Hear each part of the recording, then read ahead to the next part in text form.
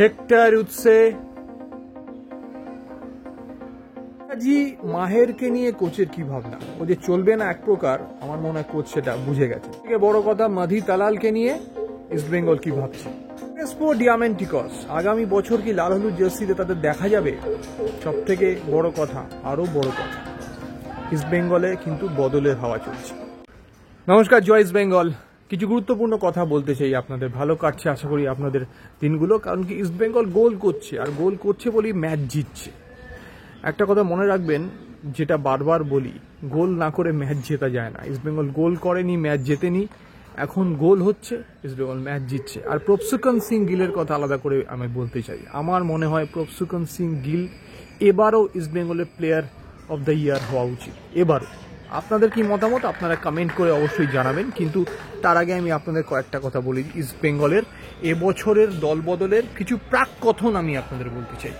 দেখুন, পরিষ্কার কথা যে ইস্ট বেঙ্গলে কিন্তু এবছরের দল বদলে এমন কিছু হয়নি যা বলা যায় যে প্রসেসটাই শুরু হয়েছে। না, প্রসেসটাই শুরু হয়নি। আলাপ আলোচনা ক্লাবের ভেতরে হতে পারে, কিন্তু ইমাম ইস্ট বেঙ্গল বোর্ডে সেরকমভাবে কোনো দল বদল নিয়ে আলোচনা হয়েছে বলে আমার জানা নেই, এবং এটা হয়ওনি। আমি আপনাদের বলতে চাই, যখন ইস্ট বেঙ্গল এএফসি কাপের পর্বটা শেষ হবে, সেই সময় কোচের সঙ্গে ইমাম ইস্ট বেঙ্গল বোর্ড বসবে দল বদল নিয়ে গুরুত্বপূর্ণ আলোচনা করতে, এবং সেই সময় কিন্তু অনেক গুরুত্বপূর্ণ তথ্য উঠে আসবে, কোচের মনোভাব উঠে আসবে। এটা সব থেকে বড় কথা। কিন্তু তার আগে একটা বিষয় আমি আপনাদের জানাই, কোচ কিন্তু এবারে বদলের হাওয়াতে নিজের মতামতের সঙ্গে মতামত মেলাবেন। অন্তত কোচের যে বডি ল্যাঙ্গুয়েজ, সেটাতে তাই মনে হচ্ছে। আশেপাশে যারা তাকে খুব কাছ থেকে দেখেন তারা কিন্তু এটাই মোটামুটি জানাচ্ছেন। কীরকম, আমি অবশ্যই আপনাদের বিদেশি ফুটবলারদের কথা দিয়ে আমার অনুষ্ঠানটা শুরু করতে চাই। প্রথম কথা হচ্ছে, হেক্টর উৎসে ইস্ট বেঙ্গলে আমার মনে হয় আর কিছুদিনের মধ্যেই তার যাত্রা শেষ করবেন।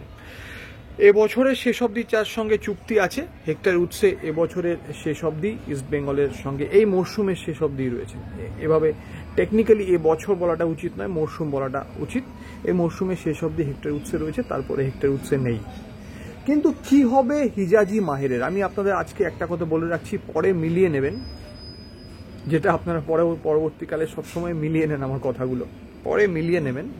হিজাজি মাহের ইস্ট বেঙ্গলের জার্সি পরে আবার খেলার সম্ভাবনা প্রায় নেই। আপনি কয়েক শতাংশ মাত্র ধরে নিতে পারেন যদি কোনো একটা লেফট ফিল্ড থট কাজ করে। কিন্তু আমি আবার বলছি, চোটগ্রস্ত হিজাজি মাহের আবার ইস্ট বেঙ্গলের জার্সি পরে ফিরে আসবেন সেরকম কোনো সম্ভাবনাই নেই। আমাকে যদি পার্সোনালি জিজ্ঞেস করেন, আমি বলবো যে 0% সম্ভাবনা রয়েছে, নেই, কোনো সম্ভাবনা নেই। সুতরাং হিজাজি মাহেরের জায়গায় নতুন সেন্টার ব্যাক দেখবেন, এবং হেক্টর উৎসের জায়গায় নতুন সেন্টার ব্যাক দেখবেন। অর্থাৎ ডিফেন্সে কিন্তু বড়সড় পরিবর্তন হচ্ছে, এই নিয়ে কিন্তু কোনো সন্দেহের অবকাশ নেই। এবার আপনারা বলতে পারেন কে আসছে, কারা আসছে, কীরকম হতে পারে। দেখুন, এই মুহূর্তে কিছু বলাটা it will be too early to discuss. আমি এইটুকুনি বলতে পারি, মোটামুটি ইস্ট বেঙ্গল ক্লাবের মধ্যে যে আলোচনা, সেই আলোচনাটাকে যদি আমি গুরুত্ব দিই, পরবর্তীকালে সেই আলোচনাটাই তো ইমাম ইস্ট বেঙ্গল বোর্ডে যায়, আলোচনা হয় একজন সেন্টার ব্যাক যে কিনা খুব ভালো সিডিএম পজিশন খেলতে পারে বা বক্স টু বক্স খেলতে পারে, সেরকম একজন সেন্টার ব্যাকের কথা আলোচনা করা হচ্ছে। নাম হয়তো থাকবে, বিভিন্ন এজেন্ট তাদের ফুটবলারদের পুট করার চেষ্টা করে, কিন্তু কোনো নাম নিয়ে এখন কোনো গুরুত্ব নেই, কিন্তু পজিশন নিয়ে গুরুত্ব আছে। যে খুব ভালো সেন্টার ব্যাক পজিশন খেলবে তা নয়, সে খুব ভালো বক্স টু বক্স রান তার থাকবে, এবং সে খুব ভালো সিডিএম খেলতে পারবে, আক্রমণে উঠে সাহায্য করতে পারবে। এই পজিশনের কথা কিন্তু আলোচনা করা হচ্ছে। সারা পৃথিবী খুঁজলে অসাধারণ খেলোয়াড় পাওয়া যায়, বিভিন্ন দেশে রয়েছে। সুতরাং এই পজিশনের খেলোয়াড় পাওয়াটা অসম্ভব কিছু নয়, এবং এই পজিশনটা এবছর ইস্ট বেঙ্গলের কী পজিশন ধরা হচ্ছে, এবং তার সঙ্গে আনোয়ারকে হেল্প করার জন্য এমন একজন সেন্টার ব্যাক, যে সেন্টার ব্যাক সুঠাম, তার বডি অ্যাডভান্টেজ থাকবে। যেটা আমরা বলি, আনোয়ার অত্যন্ত ভালো বুদ্ধিদীপ্ত একজন ফুটবলার, কিন্তু একটু সফট ফুটবল খেলে। সেক্ষেত্রে আনোয়ারকে হেল্প করার জন্য একটা এমন সেন্টার ব্যাক থাকবে যে কিনা বডি অ্যাডভান্টেজটা পাবে। একটা বিষয় খেয়াল করেছেন, যখন মিডফিল্ডে সাউল ক্রেসপো এবং মাধি তালাল একসঙ্গে খুব ভালো পারফরমেন্স করছিল, যেমন একটা যুগলবন্দি, ওঠা পড়া, তখন কিন্তু ইস্টবেঙ্গলের পারফরমেন্সটা অন্য জায়গায় চলে গেছিলো। দলগতভাবে ইস্টবেঙ্গলকে অন্যতম ভালো দল মনে হচ্ছিল আইএসএলে, ওয়েল কুকড একটা দল মনে হচ্ছিল আফটার দ্যাট 6 ম্যাচ ডিব্যাকেল।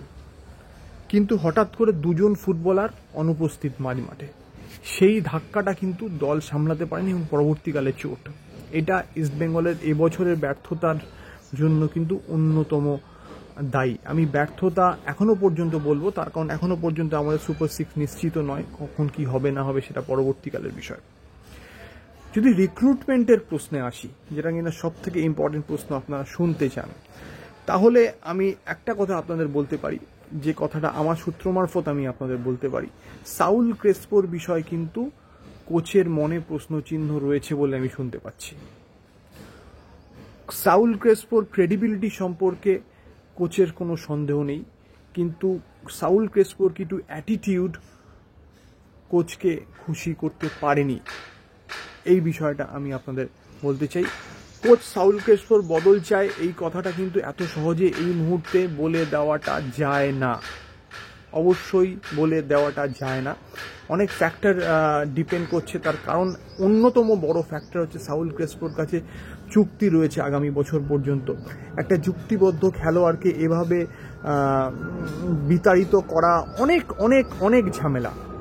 সেক্ষেত্রে কোচ কি সিদ্ধান্ত নেবে, এইটা কিন্তু অনেক বড় বিষয়, যেটা অনেকে ভাবছেন কোচ হয়তো একটা বোল্ড ডিসিশন নিতে পারেন সাউল ক্রেসপোকে না রেখে, কিন্তু এক্ষুনি এই মুহূর্তে এটা হল অফ করে বলার জায়গাতে কেউ নেই। কোচ কিন্তু সাউল ক্রেসপোর পারফরমেন্সকে খুব একটা হাইলি রেট করেন না, এটাই আমি শুনতে পেয়েছি। স্কচিং হেট। বাইরে না কথা বলতে ভালো লাগে, কিন্তু সমস্যা হচ্ছে যে এই তীব্র দবদাহ আর কিছু আশেপাশে ব্যাকগ্রাউন্ড সাউন্ডসগুলো খুব ডিস্টার্ব করে।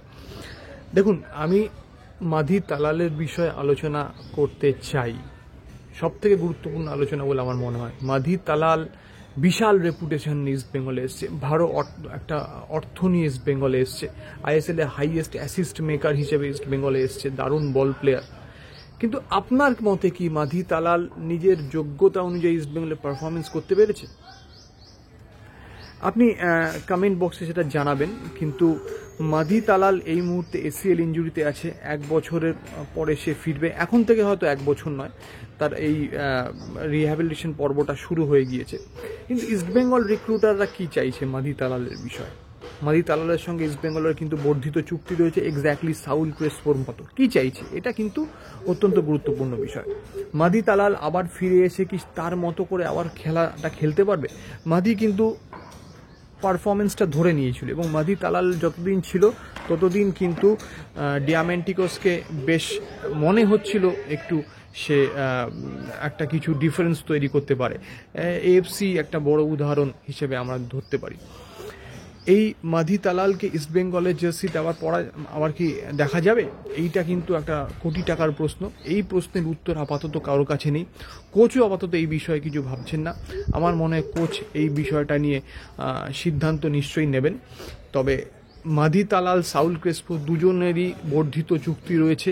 তাদের বর্ধিত চুক্তি কেটে তাদেরকে সরিয়ে দেওয়া, নতুন খেলোয়াড় আনা, এটা কিন্তু অন্তত খুব একটা সহজ কাজ নয়, এটুকুনি আমি আপনাদের বলতে পারি। এই দুই জায়গায় কিন্তু একটা লং স্ট্যান্ডিং কোয়েশ্চেন মার্ক থাকবে, অন্তত এই মুহূর্তে আপনাদের এটাই মেনে নিতে হবে। ডিয়ামেন্টিকস, মেসি বাউলি এবং রিচার্ড সেলিস, এই 3 ফুটবলার কি আগামী দিনে ইস্ট বেঙ্গলে থাকবে? এটাও একটা অনেক বড় প্রশ্ন। ডিয়ামেন্টিকস দিয়ে শুরু করি। সব থেকে বড় প্রশ্নগুলোর মধ্যে একটা অবশ্যই ডিয়ামেন্টিকস। কিন্তু এইটুকুনি আমি আপনাদের বলতে পারি, আপনারা হয়তো শুনে একটু অবাক হতে পারেন, ডিয়ামেন্টিকস সম্পর্কে কোচের ধারণা নেগেটিভ নয়, বরঞ্চ পজিটিভ। ডিয়ামেন্টিকস সম্পর্কে কোচ যেটা ক্লোজ কোয়ার্টারে নাকি বলেছেন, যেটা আমরা শুনতে পেলাম, যে ও সাপ্লাই সত্যি পাচ্ছে না, ও যদি সাপ্লাই পেত তাহলে ও গোল করতে পারতো, he is absolute goal pochard. যাই হোক, এখানে একটা বিষয় আছে, ডিয়ামেন্টিকসের ক্রেডিবিলিটি সম্পর্কে ইস্টবেঙ্গল ক্লাবের ভেতরে কিন্তু মোহভঙ্গ হয়ে গেছে। আমি আবার বলছি, এটা ইস্টবেঙ্গল ইস্টবেঙ্গল বোর্ডের কথা বলছি না, বাট ইস্টবেঙ্গল ক্লাবের ভেতরে কিন্তু মোহভঙ্গ হয়ে গেছে। অনেক প্রাক্তন ফুটবলার যারা ওপিনিয়ন মেকার, তারা কিন্তু ডিয়ামেন্টিকসকে খুব ভালো নাম্বার দেননি। তারা পরিষ্কার ক্লাবের কর্তা ব্যক্তি, শীর্ষকর্তাকে জানিয়েছেন এই ডিয়ামেন্টিকস মনে হচ্ছে না চলবে। বরঞ্চ তারা মেসি বাউলি সম্পর্কে উচ্ছ্বাসিত, বলেছেন এইরকম একটা প্লেয়ার দরকার ছিল, এই প্লেয়ারটা কিন্তু ভালো কিছু করতে পারে, এই প্লেয়ারটা সবে কিছু করা স্টার্ট করেছে এবং ও একটা পজিটিভ রোল নিচ্ছে, যতগুলো ম্যাচ খেলেছে একটা পজিটিভ রোল নেওয়ার চেষ্টা করেছে এবং একটা গোলও করেছে। এবং সব থেকে বড় কথা, সেলফিশ প্লেয়ার নয়, নিজে গোল করার থেকে বেশি গোল করাতে ভালোবাসে। অন্যদিকে রিচার্ড সেলিসের বিষয় কিন্তু সকলে এখন আপাতত চুপচাপ। রিচার্ড সেলিস অত্যন্ত প্রমিসিং একটা ফুটবলার, খুব ভালো শুরু করেছে ইস্ট বেঙ্গলে, বয়সও বেশি নয়, কিন্তু মাঝখানের দুটো ম্যাচ এমনও খেলেছে যেটা দেখে মনে হয়েছে ও কিন্তু বিট সেলফিশ, এবং ও যদি ডিয়ামেন্টিকোসকে ঠিকঠাক পাস করতো অন্তত একটা পয়েন্ট বেশি পেত ইস্ট বেঙ্গল এই মুহূর্তে। এবং কোচ সামহাউ একটা জায়গাতে দাঁড়িয়ে রিচার্ড সেলিসের ব্যাপারে সে একটু অসন্তুষ্ট। লাস্ট ম্যাচে যে ম্যাচটাতে হায়দ্রাবাদের এগেনস্টে আমরা জিতি, সেই ম্যাচটাতে রিচার্ড সেলিস পরবর্তীতে নেমে সেকেন্ড হাফে কিন্তু একটা ডিফারেন্ট ফুটবল উপহার দিয়েছে, গোল অ্যাসিস্ট করেছে। যাই হোক না কেন, রিচার্ড সেলিস কিন্তু শেষ ম্যাচে বুঝিয়েছে সে যে সেলফিশ ফুটবলটা খেলছিল, নিজে গোল করার কথা খালি ভাবছিল, সেটা থেকে সে দূরে সরে এসছে এবং তার ফলাফল হাতে নাতে। পজিটিভ ফুটবলার, গেম মেক করতে পারে, তো এই রকম রিচার্ড সেলিসকে ইস্টবেঙ্গলের দরকার। কোচ সেটা নিশ্চয়ই তাকে বুঝিয়েছে, কিন্তু তার ভবিষ্যৎ ইস্টবেঙ্গলে কী হবে সেটা ডিপেন্ড করছে এরপরে যতগুলো ম্যাচ রিচার্ড সেলিস খেলবে। ছোট চুক্তি রয়েছে রিচার্ড সেলিস এবং মেসি বাউলির সঙ্গে, এদের ম্যাচগুলো দেখেই সিদ্ধান্ত নেওয়া হবে। মেসি বাউলি এক প্রকার আগামী বছরের জন্য নিশ্চিত ভাবতে পারেন, রিচার্ড সেলিসের ওপরে কিন্তু প্রশ্নচিহ্ন ঝুলছে। ডিমির ব্যাপারে কোচ কিন্তু পজিটিভ ভাবছেন, কিন্তু কোচ পজিটিভ ভাবলেও পরবর্তীকালে ডিমির ভাগ্য কি হবে সেই নিয়ে কিন্তু এখনই কিছু বলা যাচ্ছে না। অর্থাৎ ডিমি, সাউল ক্রেসপো, মাধি তালাল, এই তিনজনের বিষয় কিন্তু অনেক বড় প্রশ্নচিহ্ন রয়েছে, কি হবে বলাটা খুব মুশকিল। হেক্টর উৎসে এবং হিজাজি মাহের আপাতত তাদেরকে আপনারা টাটা ঘোষণা করতে পারেন। আর একজন কথা বলবো, তার কথা না বললে এই অনুষ্ঠানটা শেষ করা যায় না, তার নাম ক্লেটন সিলভা। বলার আগে একটা সেলাম করি তাকে। ক্যাপ্টেন ক্লেটন আমাদের প্রচুর সার্ভিস দিয়েছেন, his days are numbered in East Bengal jersey. সুতরাং ক্লেটনকে একটা দারুণভাবে ফেয়ারওয়েল দেওয়ার জন্য আপনার আমার সকলের রেডি থাকা উচিত। এই বছরই ক্লেটন আমাদের হয়ে শেষ খেলতে চলেছেন। ভালো থাকবেন, জয় ইস্ট বেঙ্গল। আর সাবস্ক্রাইব না করা থাকলে অবশ্যই দেরি করবেন না সাবস্ক্রাইব করতে। লাইক করবেন, শেয়ার করবেন, কমেন্ট করবেন।